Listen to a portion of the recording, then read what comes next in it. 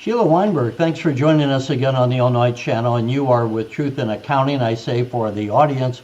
And unlike those who like to fudge the numbers for political purposes, the purpose of your organization is to really take an objective and clear-cut look at numbers. And so we wanted to talk to you on this afternoon in which the Governor Pritzker gave his budget address. So thanks for joining us again. Good to see you.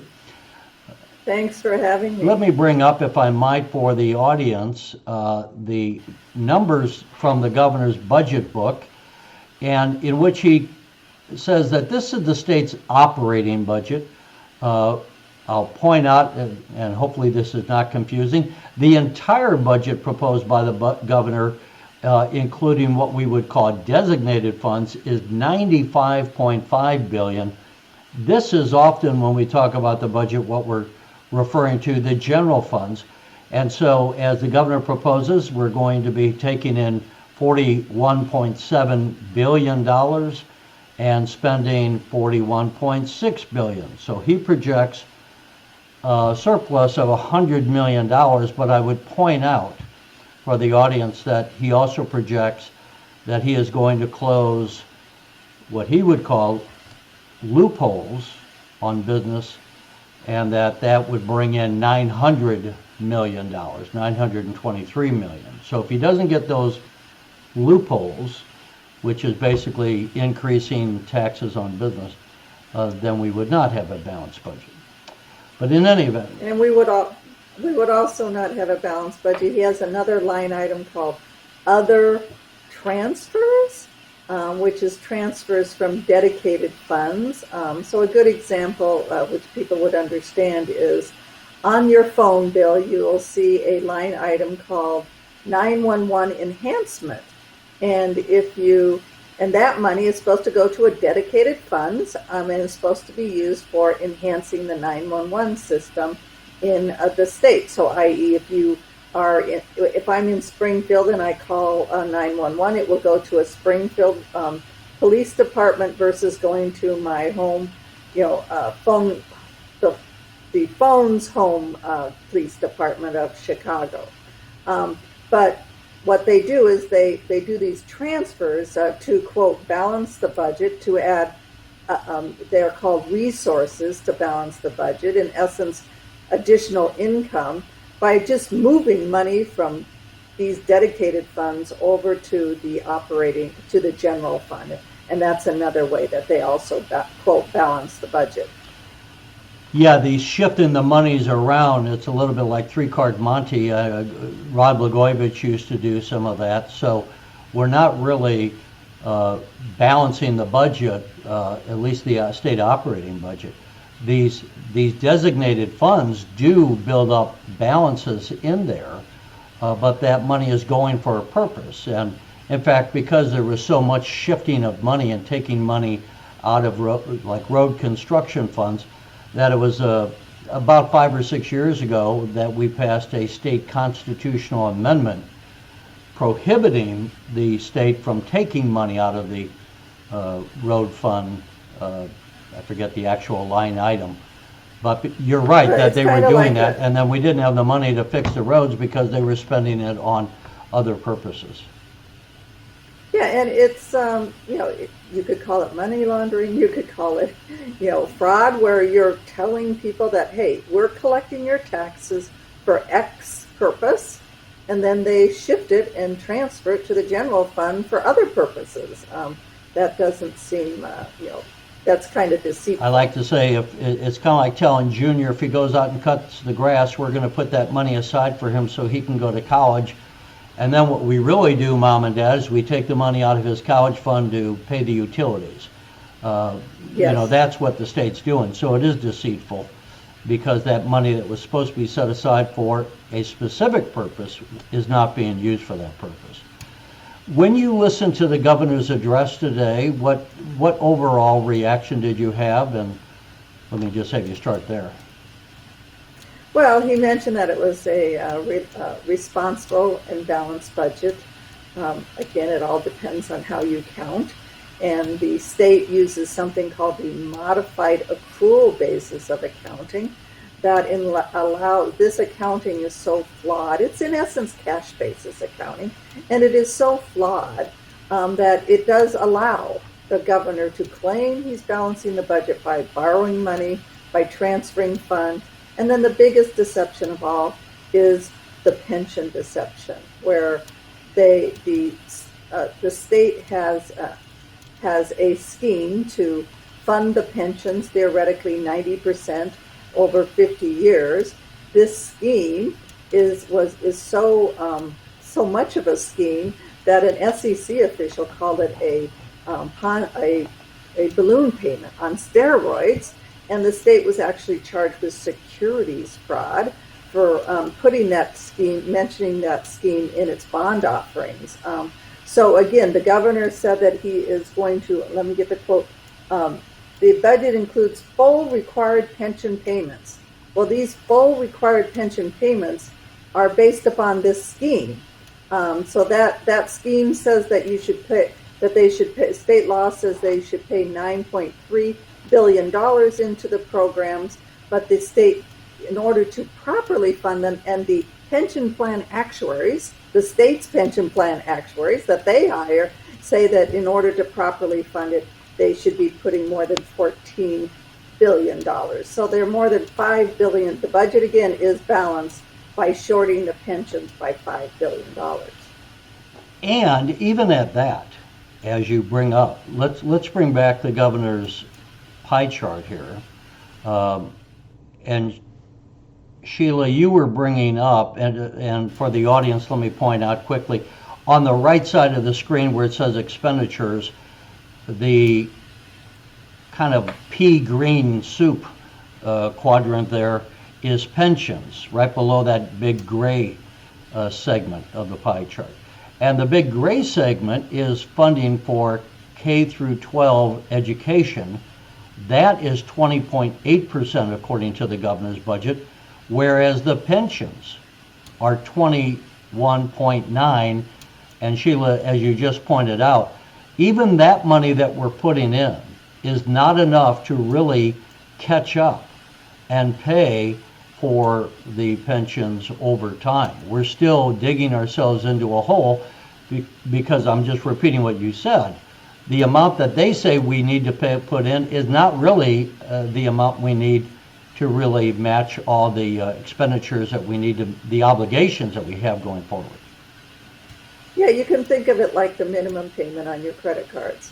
If the state is not paying the minimum payments on their pension credit cards, and if you don't pay the minimum payments, obviously there's no way that you can dig out of your credit card balance, that you can pay your credit card balance off.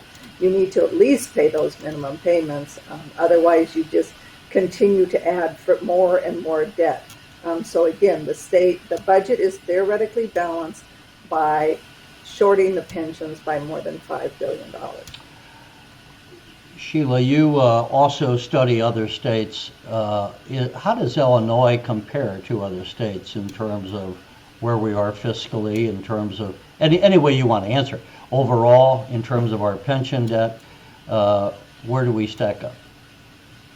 Well, on our Truth in Accounting website, you can link to a sister website we have called data-z.org. And that's where you can click on Illinois and find that answer. We do an annual financial state of the states, and Illinois, in that study, comes out that every single taxpayer's share of its unfunded debt, and this is before the pandemic, was $52,000. And we gave Illinois a grade of an F, and they are the second worst state in the union. Only New Jersey beats us out or is worse than us. I never know how to say that. So for anyone looking to move, New Jersey might not be the place you want to go. No, you can go to, fortunately, you can go to data-z.org if you're looking to move, and we have our data on there, plus more than 700 data points where you can compare states. Like we have medium rental income for a 2-bedroom apartment. Well, that's good. So and that's on datalabs.org, you say? data-z.org. Okay. All good information. We also spoke today to Ted Dabrowski of WirePoints, they would argue that the state ought to be having a multi-year plan. And so instead of just putting together the budget 1 year at a time, that they have a, maybe a 4 to or longer year plan to where you can work towards getting to where you need to be, because you're not going to be able to do it all in 1 year. It took us years to dig ourselves in the hole. It'll take us years to get out. Is that, in your estimation, the proper way to go? We have to make some changes, and we would say, let's go ahead and just balance the budget using good math. Right now, as I mentioned, they use modified accrual basis accounting, which is set up by the Governmental Accounting Standards Board. This is in essence cash basis accounting, and cash basis accounting is so misleading that the IRS doesn't allow a corporation that makes more than $26 million to do their books this way. But here, we're doing our budget of $41 billion using this poor, bad accounting. But there is light at the end of the tunnel. There is something that we can do right now. Again, the state is required by state budget law to balance the budget using generally accepted accounting principles, this modified accrual basis. And this GASB organization right now is taking comments from the public, like your listeners, and they're wanting to know whether they should continue this bad accounting, or if they should switch to better government accounting so that the general fund would be accounted for, where you could not include loan proceeds as revenues, where you would have to properly fund your pension plans, and you couldn't do these schemes of moving money from one department, one dedicated fund to the general fund to balance the budget. So I would highly request and ask your listeners to, go to our truthinaccounting.org/letter, and we have it very simple in there for you to fill out a form letter, which is just an email to GASB saying, get rid of this modified accrual accounting. It is messing up our state budget mercilessly. They have, quote, balanced the budget, but we're $226 billion in the hole, even though they've balanced the budget.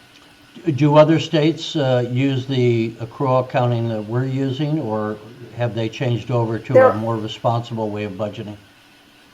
There are a few states most states do cash basis of budgeting, and so which you would condemn, right? You would say don't do that. Well, again, it allows you to do short term.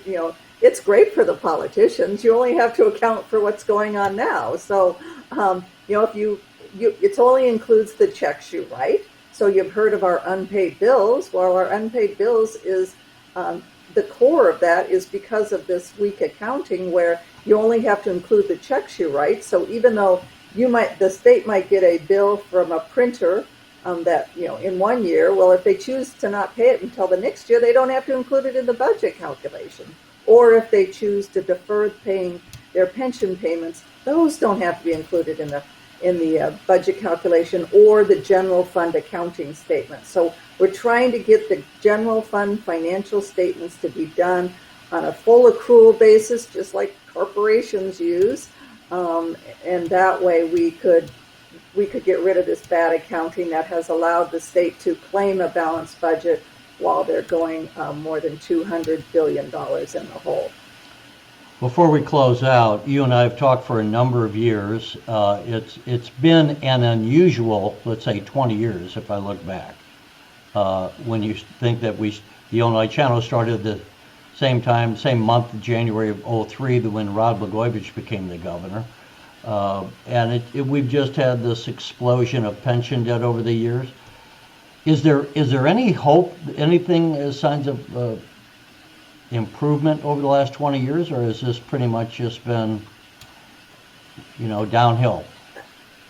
Unfortunately, it just goes, downhill. More and more pension, even though they have this scheme to fund the pension plans 90% over 50 years, the balance just keeps on going up and up and up. And, the governor's budget, continues those gains. So, eventually something is going to have to give. I think that we're already experiencing bad things going on in Illinois.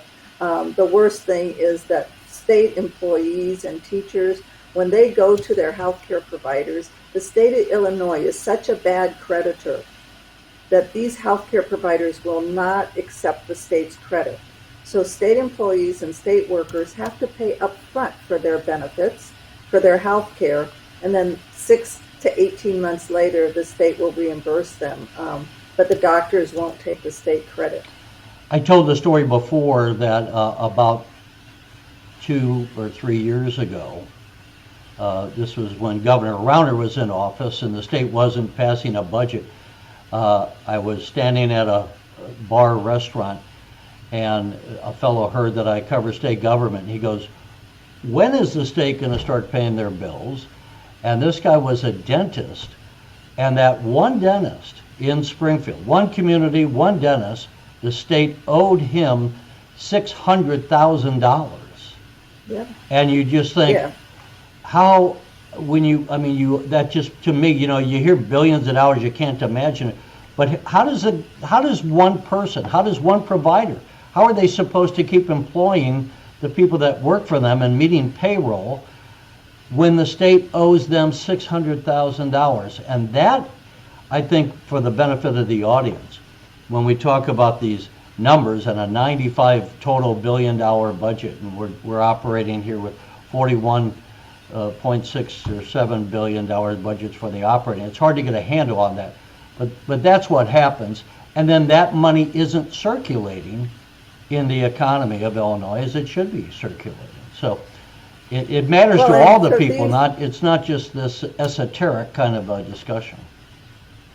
Well, and these vendors got so sick of not being paid that they went ahead and got a law passed that the state has to pay them 1% interest on their in essence credit card. So the invoices. And at the last time I looked at it, the state in 1 year pays more in interest on those vendor bills than they pay for higher education. Wow.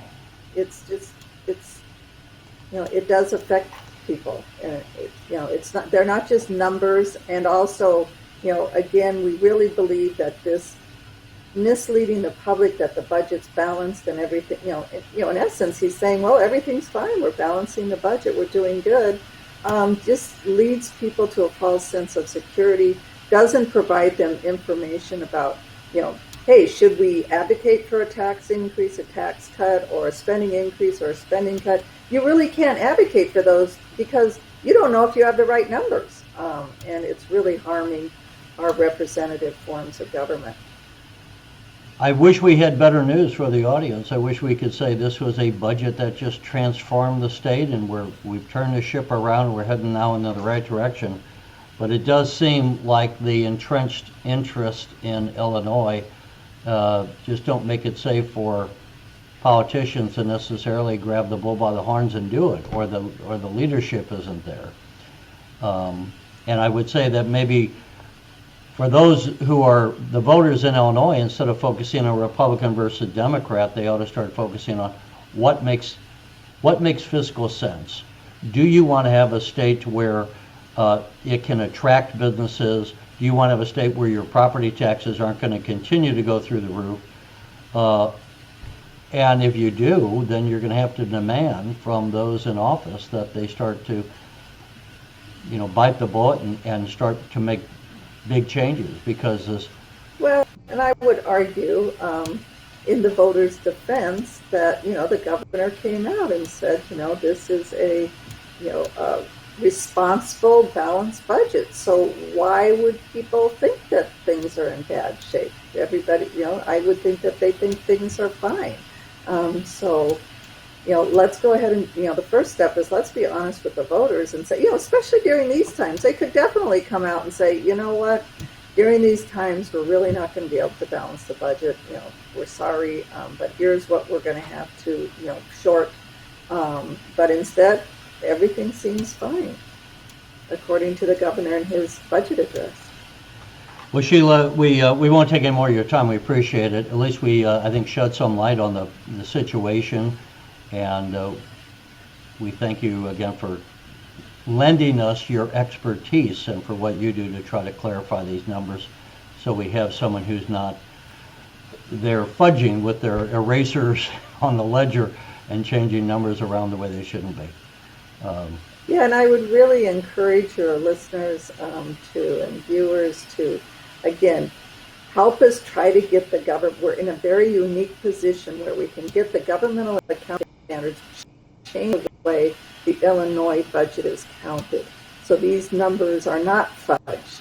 And people, all they need to do is submit a simple letter to the Governmental Accounting Standards Board. We have a website that explains this, truthandaccounting.org/fact, F-A-C-T, and that explains what GASB's trying to do, and it gives you an opportunity to fill out, just take a few steps to fill out a form email to send to GASB to say, let's stop this insanity. And the government, and that body would then force the state to change their accounting. Well, we're in a unique situation in Illinois where the Illinois state budget law says that the general fund and 5 other budgeted funds are supposed to be calculated according to generally accepted accounting principles set by this GASB. So if we can get GASB to change these generally accepted accounting principles to get rid of this, quote, modified accrual accounting, then Illinois would have 2 choices at that point. They would have to quit fudging the numbers, or they would have to change the law saying, well, we're not going to budget anymore using generally accepted accounting principles. And hopefully the voters of Illinois would say, hold it, we need to use generally accepted accounting principles. We can't just use made-up numbers by the state. All right, well, Sheila Weinberg, thank you again for joining us on the Illinois Channel, and we look forward to talking to you again, hopefully in the near future. I hope so. Thank you, Terry. Thanks for watching, and if you haven't already, please consider subscribing to our channel. And while you're at it, please leave us a comment. Thank you for watching.